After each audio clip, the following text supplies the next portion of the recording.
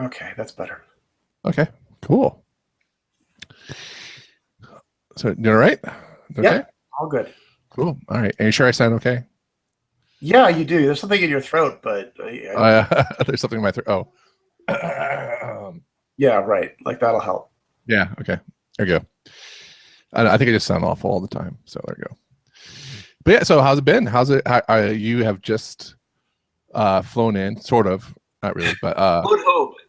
you're recovering from the Fluent conference in San Francisco. Is that where it was? Yeah, it was in San Francisco. All kinds of energy, even though it was deep in a basement. Oh, okay. Um, Clearly, there are a lot of folks who want to know where the web is going, who Mhm. want to find out about their favorite framework, who were just excited to see how all these pieces come together. Okay. And so some people who don't know, like, what type of people, or like what was the purpose of Fluent? Just like what type Well, of people do you Fluent attract? So Fluent is mostly attracts an audience of folks I think of as front end developers or front end engineers. Okay. So it tilts to the programming side of the web, but it definitely has like lots of design conversations, lots of core CSS stuff. Mhm. Like what's new in CSS layout was Okay. was a good conversation there. Okay. But so was React and Angular and all of that. Okay. Cool. So it's a front end conference. Okay, cool. So Yeah, what were the discussions? And you are the co-chair, is that right? that's right. Okay, That's right.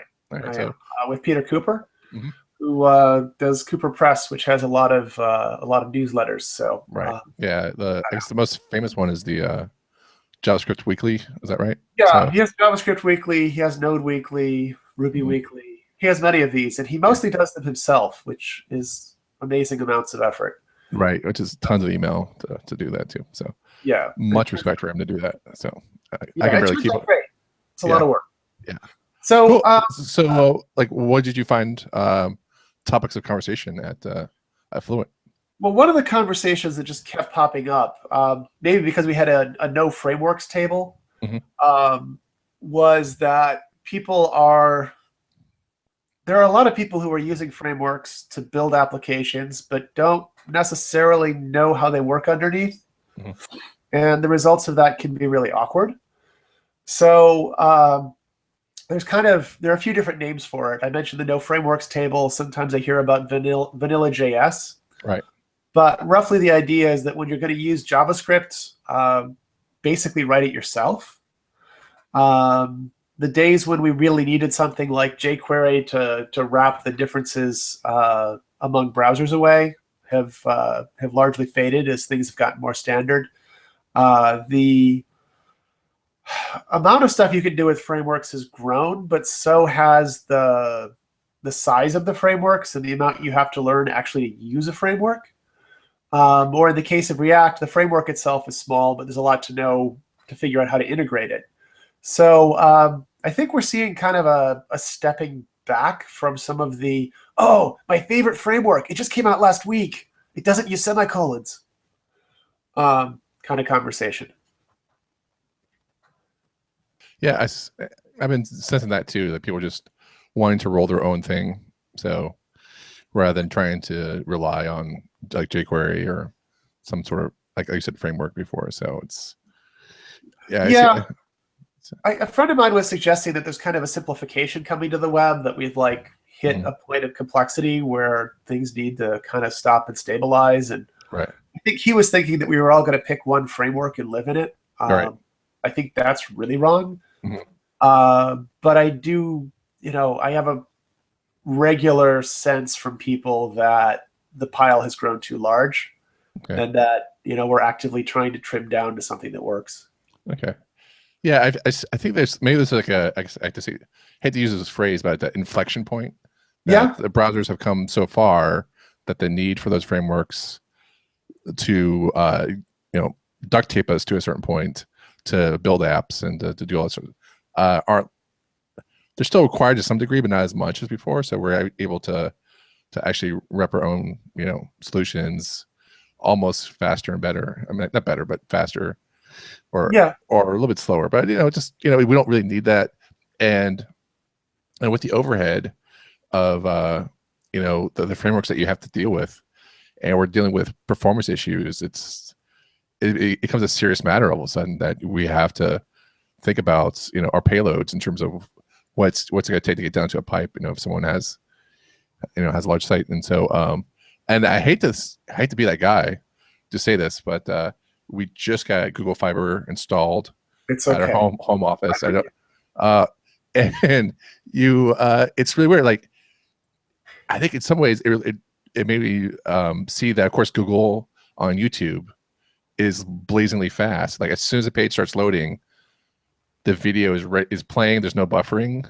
Right. But if I go to other sites that aren't as developer heavy, as a background, or as all these engineers as Google would have or YouTube would have, and I go to other sites, they have to download all these assets. Maybe they're third-party assets that aren't on CDNs or whatnot, and you could tell, like, visibly, like, which sites aren't built for performance and which sites are.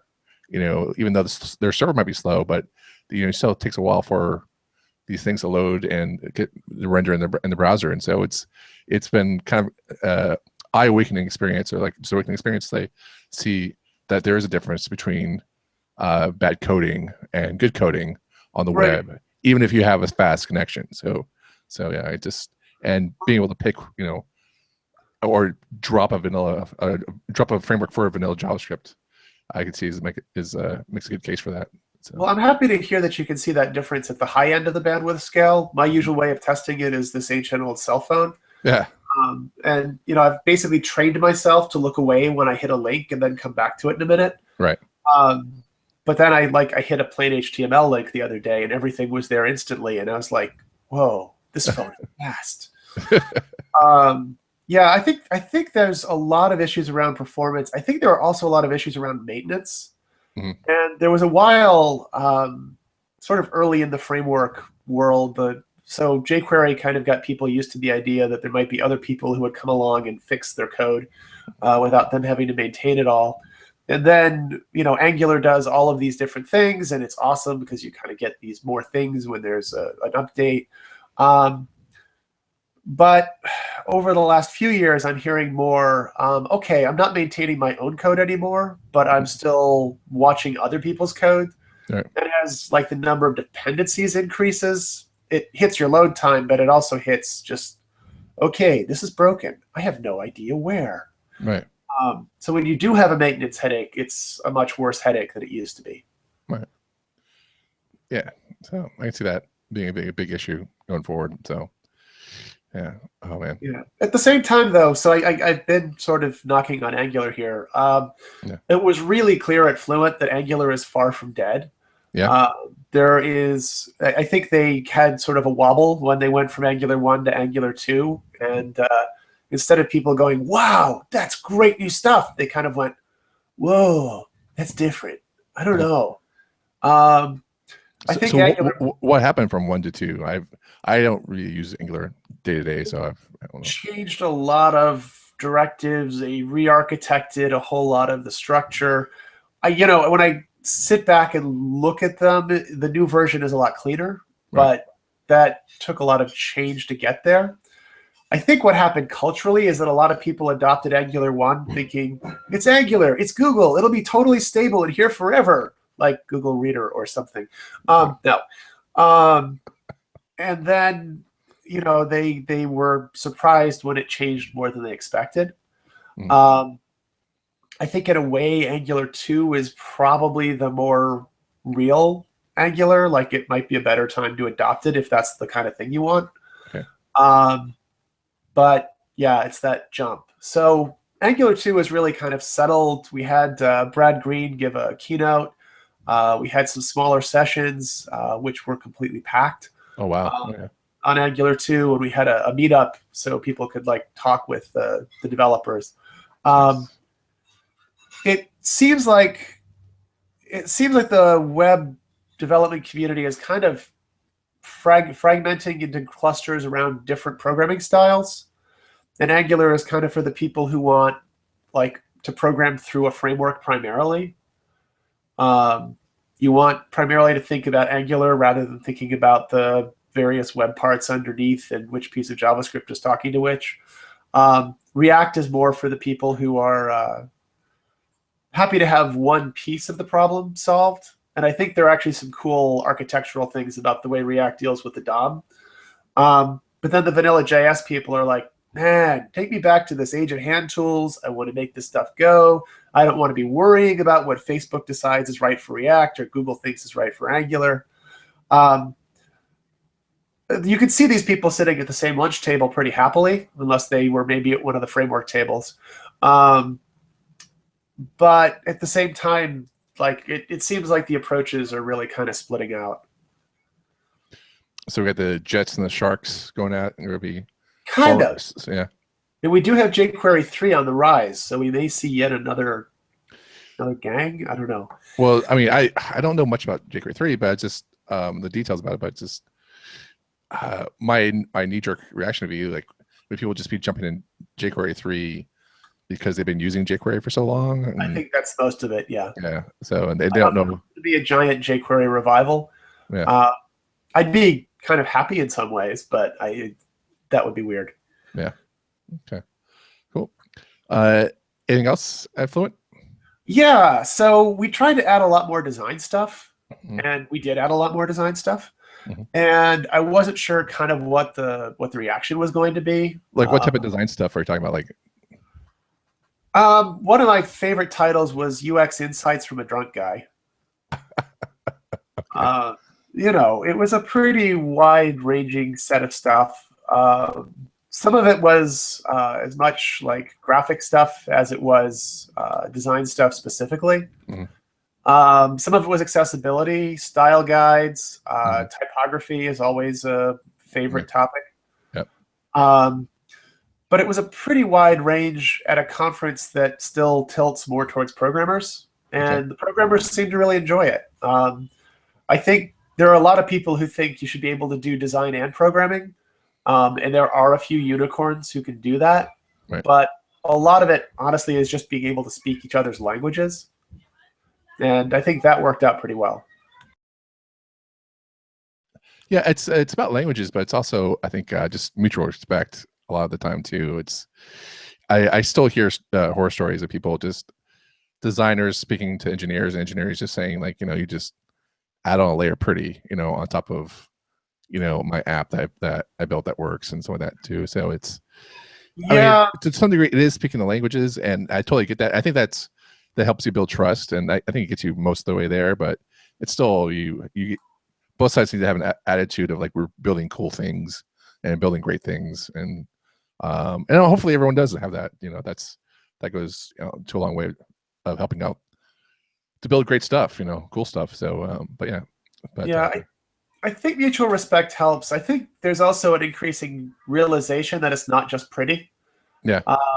One of the points the UX folks have done really well is that design isn't just about decoration, and really the idea that the flow of an interface, the way that people use it, what they expect to get out of it, is a design thing as well. Right.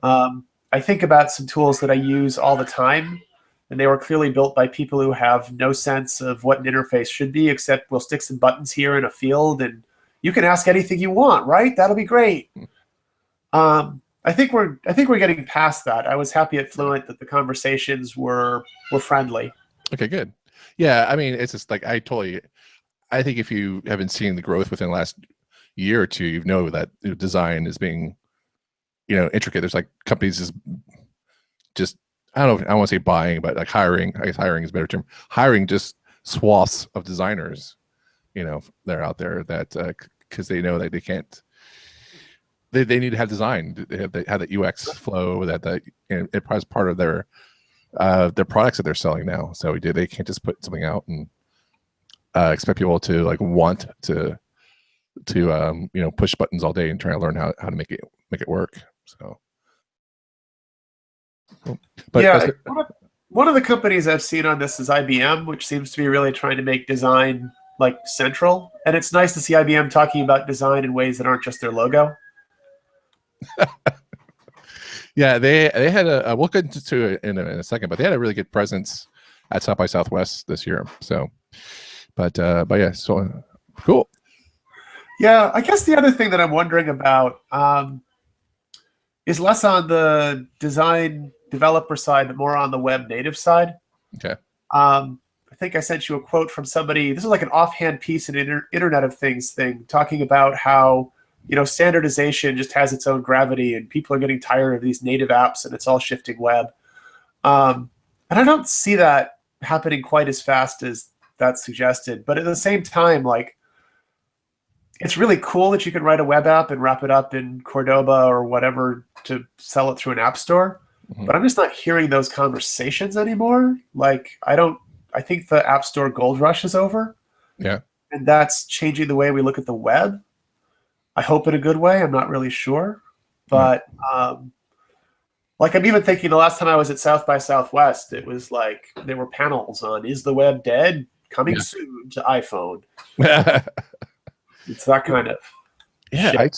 I think I've seen just more within this week. I guess I'm not sure it's not by, but just this week of some software subscription services than I have before. And actually, I kind of like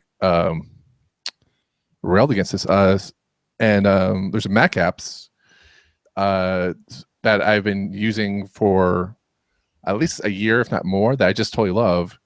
And they've decided just to go subscription versus, which is crazy because it costs like $10 or $20 or whatever for this app, and now it's going to cost me $60 to $100 per year just to use it. So whoa, that's not just a change in model; that's a massive price increase. Right. I mean, and they've bundled everything, so instead of like buying everything at once and upgrading eventually, they bundle everything to one software thing, and I have to buy everything at once, and then even if I don't use all of it, so it's, and that's just one software subscription service, and then there's like a whole bunch. So like I just see everyone going subscription, and various, and it's kind of making me freak out a little bit. And I feel like, we have Thanksgiving Day, we have buy everything you can see on sale on Friday, Black Friday. And then Saturday is, I think, the day we're just like, get rid of all your subscription services.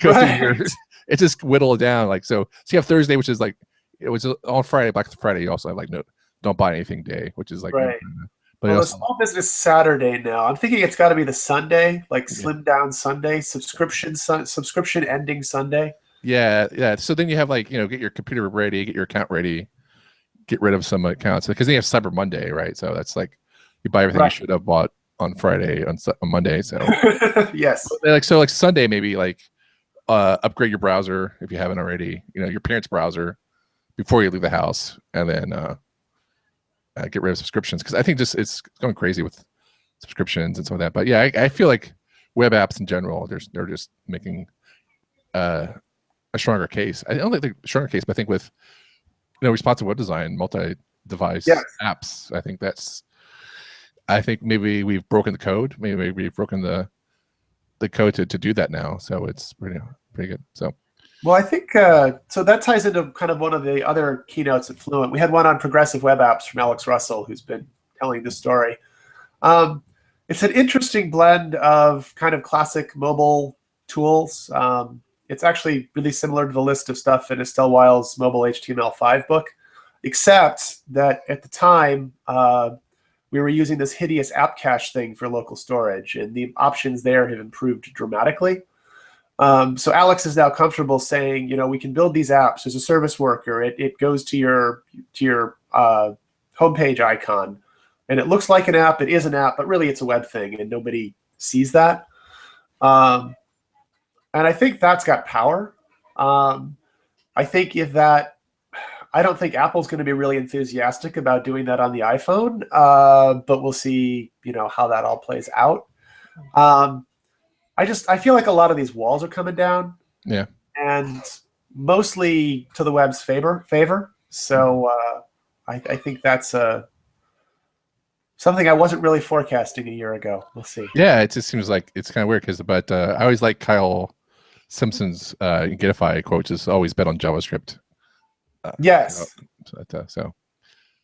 Yeah. Yeah, I never think bet against the internet. You can't compete with Google. Always bet on JavaScript. right. So, but definitely. So I feel like that's a sense. I think it's just so much easier. I think the only thing we have to compete against is this trained, I guess, experience that when you tell someone about your website or your app, your web app, that you have to uh, tell them it's not an app that you can buy in an app store.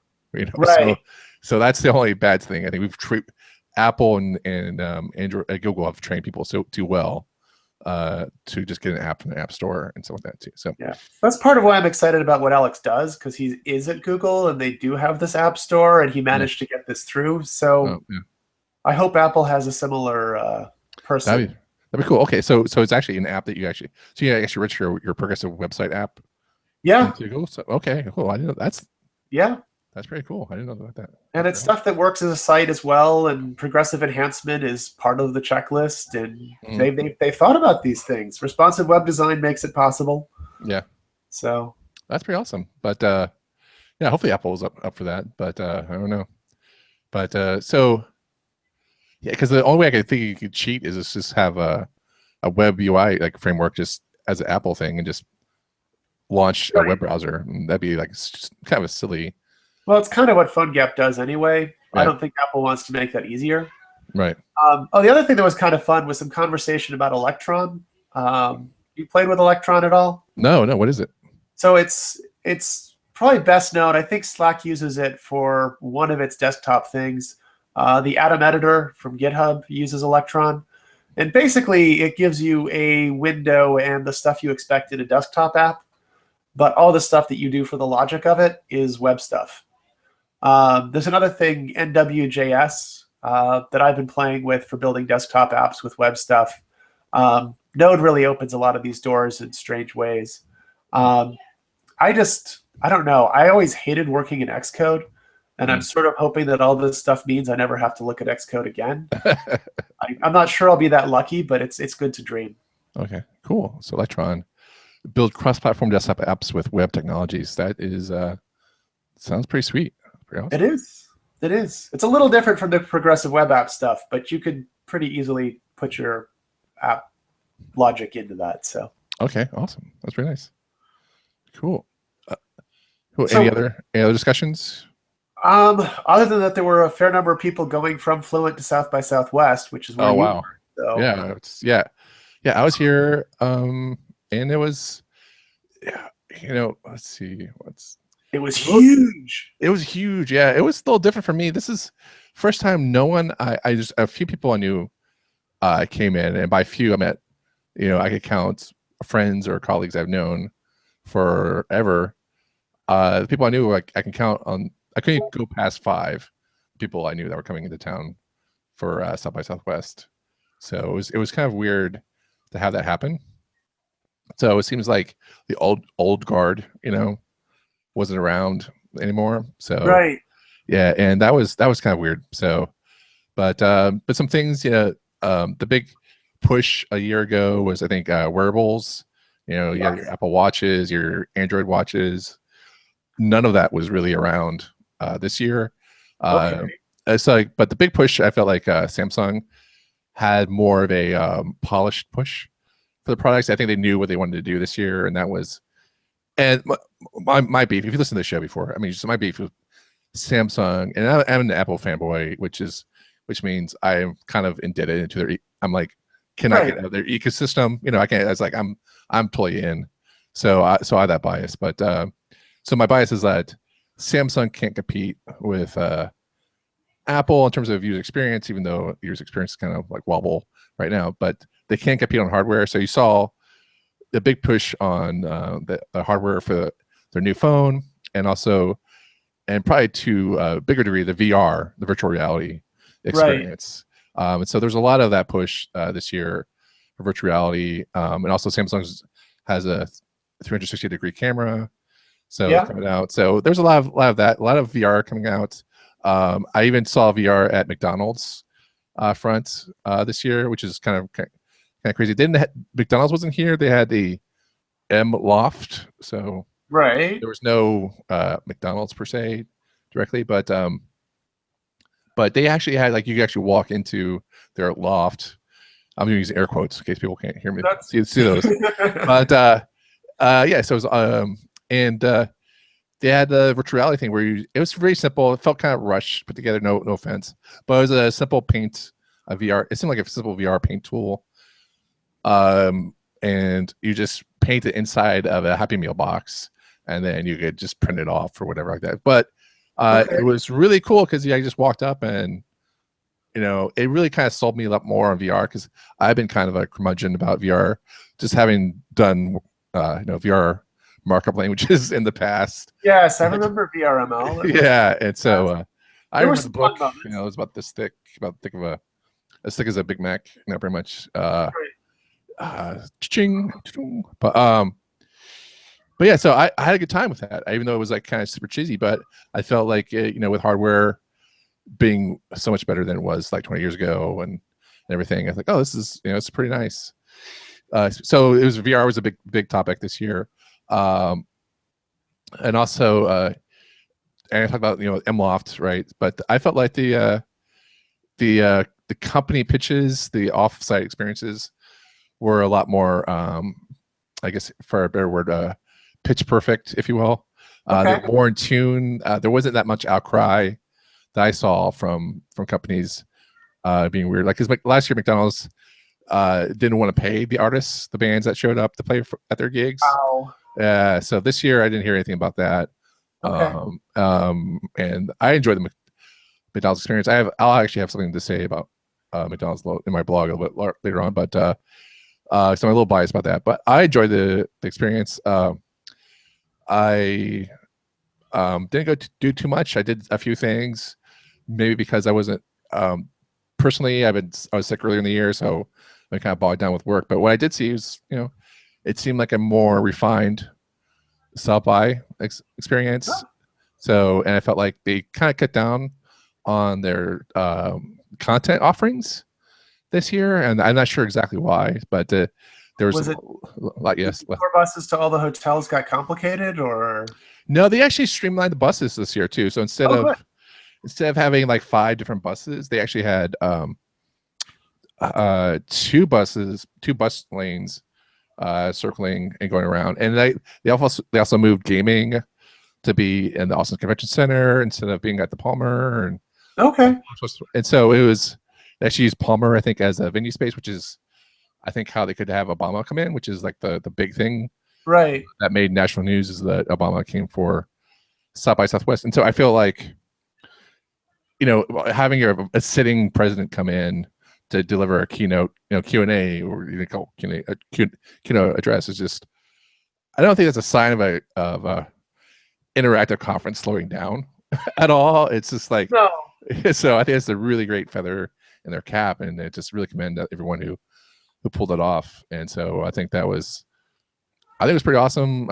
It was kind of chaotic a little bit for traffic, but I think they did a great job with traffic in Austin for at least one day. So I'll confess, in all my time as a conference organizer, it never occurred to me to ask the president for a keynote. So it's just, yeah, well, it's they've been leading up. They've had a lot of great political figures in the past 5, 7, 10 years.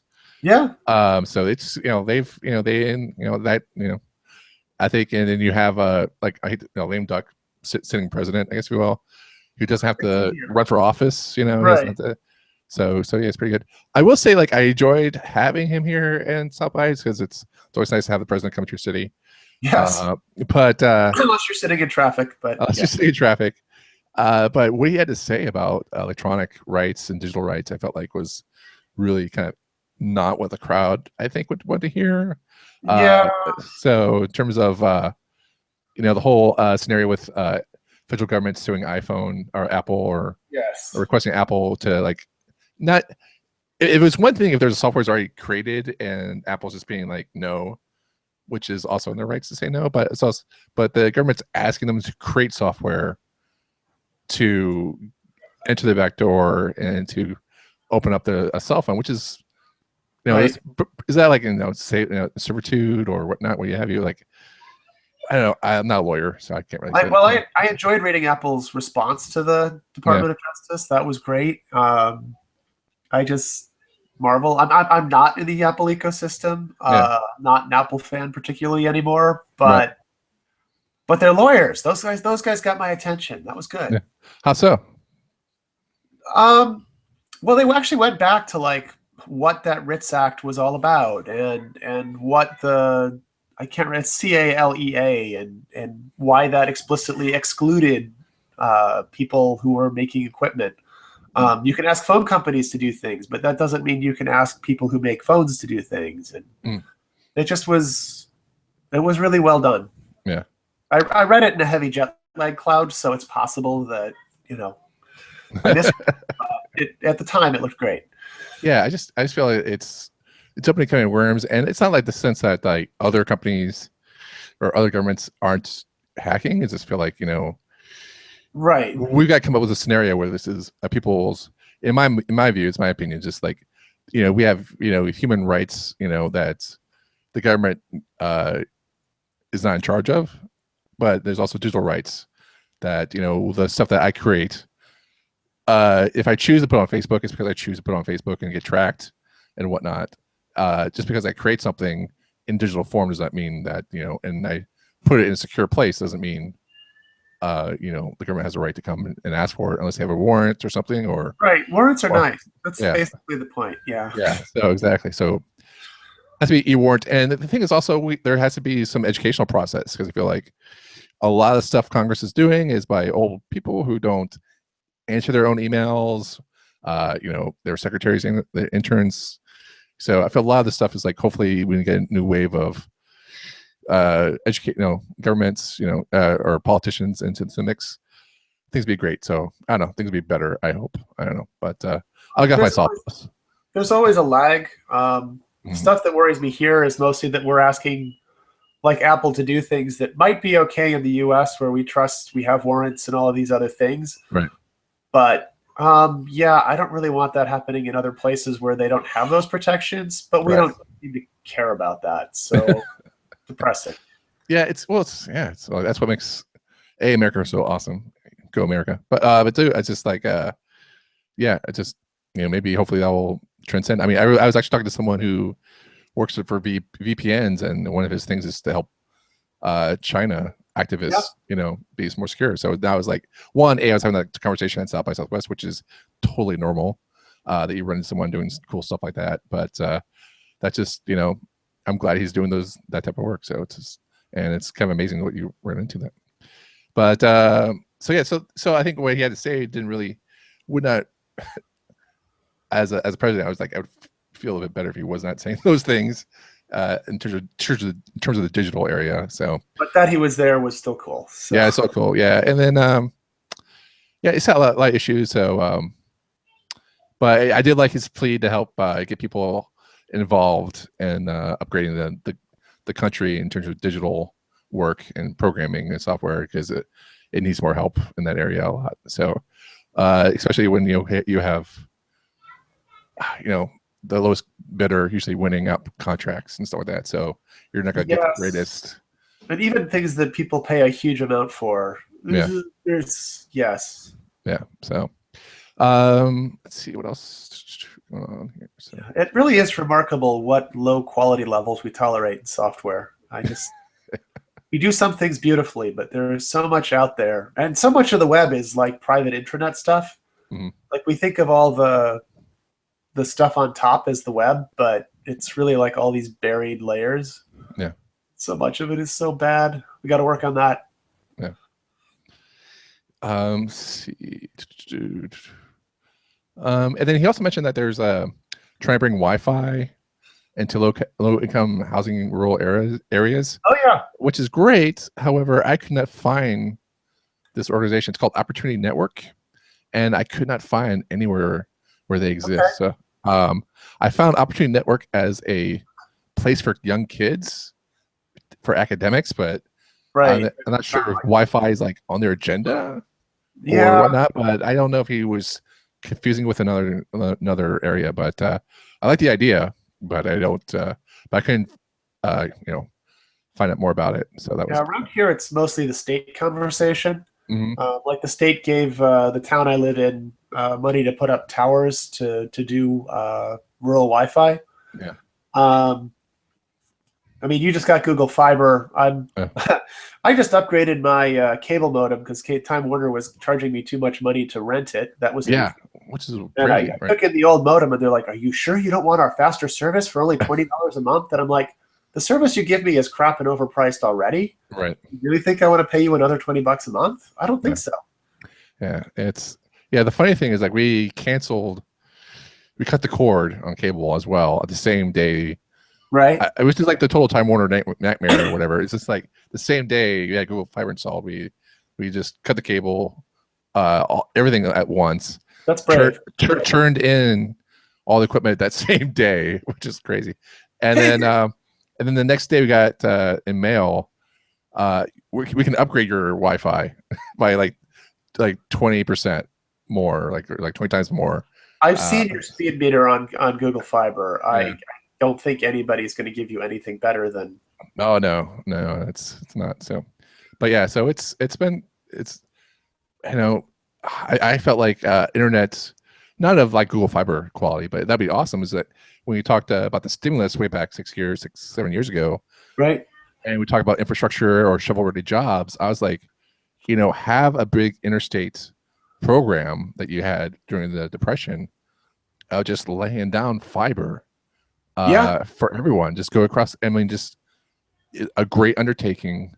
Probably overspend on it probably, but Google Fiber, I think if, I'm pretty sure like hopefully within 100 years, 60, 80 years, people will still be able to use it. Maybe there'll be something better, faster going along, but at those speeds, you should be able to enjoy video. You should be able to enjoy a whole lot of things that you could, instead of just rely on, copper, lines in for telephones or something like that. So yeah, that's what I felt like. If I was in charge, Simon, that's what I'd be spending money on. And Time Warner Cable and Comcast and all of those guys would hate you. They would hate me, and I would still invite them to the White House every once in a while. So that's good. That's good. I'm a consensus builder, and that people need to hang out at the White House more often. Okay. But I mean, other than that, like I said, I didn't spend that much time at South by this year, but did see a lot of stuff about VR. I did see Pee-wee's new movie, Pee-wee's Big Holiday. That's on Netflix right now, so I recommend everyone checking that one out. It's really funny. So the premiere, and so yeah, that's about it for that. Wow. So very cool though. Yeah, I need to see the new movie. I've always been a Pee-wee fan. There was yes. Yeah, and so the the writers are Paul Rubens and the co-star of Love, the co-lead of I forgot his name already, but he's funny.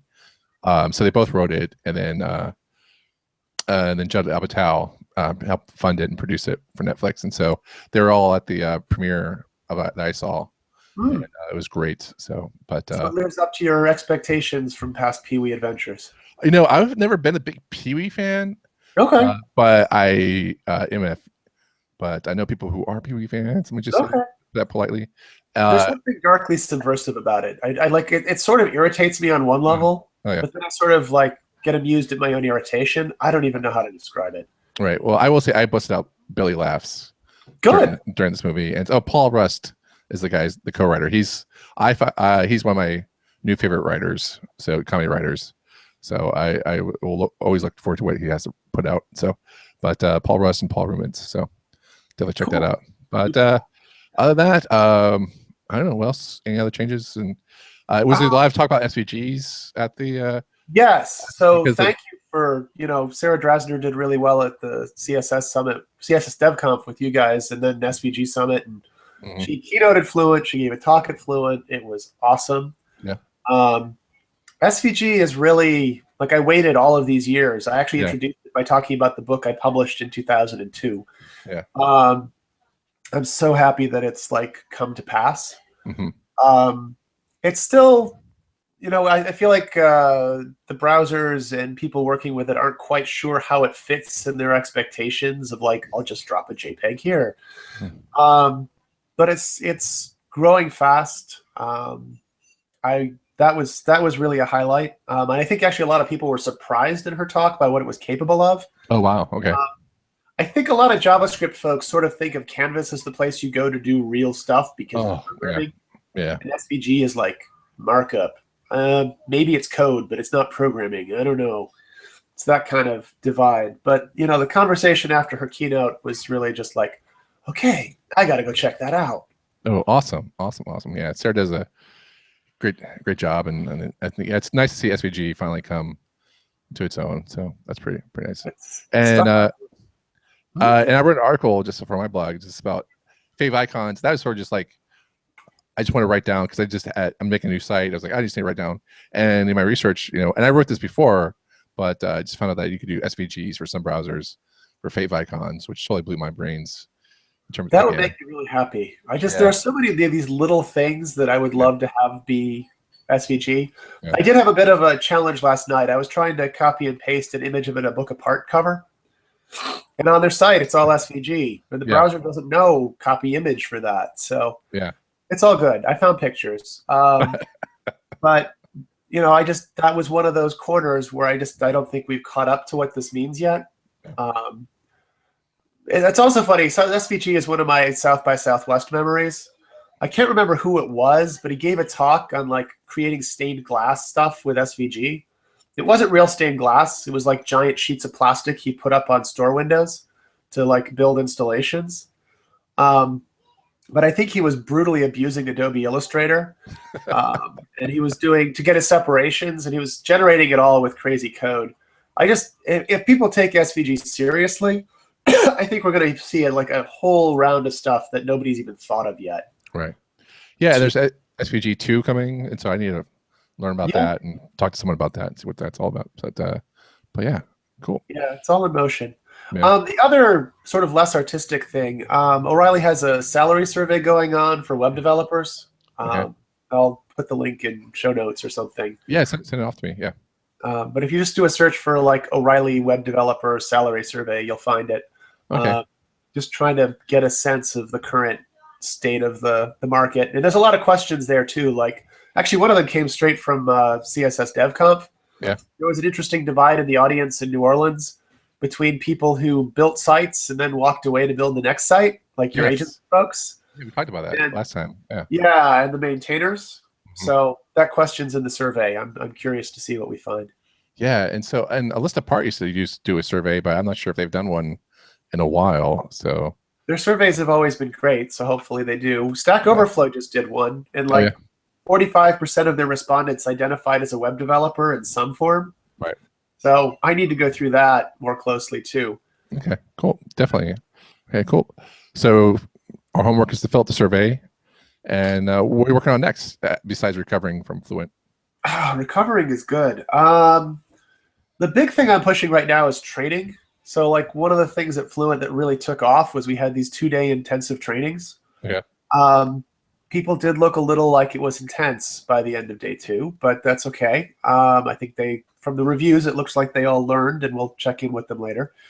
So I think we're probably going to go into some more events that are sort of deeper dive and see where that goes.